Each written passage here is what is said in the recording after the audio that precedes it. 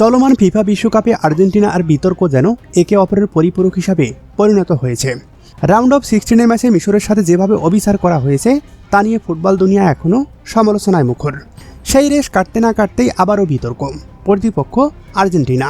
2026 বিশ্বকাপে আবারও রেফারির বিতর্কের মুখে আলবিসেলেস্তারা।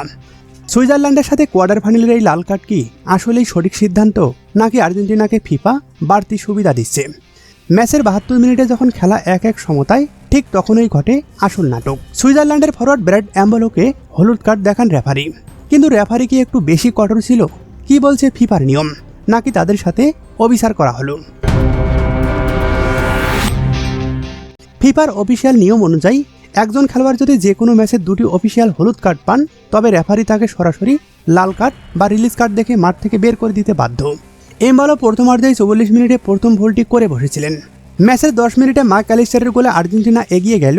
66 মিনিটে দান অ্যান্দোলের গোলে সুইজারল্যান্ডকে ম্যাচে ফিরিয়ে আনে। ঠিক যখনই ম্যাচটি জমে উঠেছিল, তখনই 10 জনের দলে পরিণত হয় সুইজারল্যান্ড। 10 জন নিয়ে প্রতিরোধ করলেও বিতর্ক থামছে না।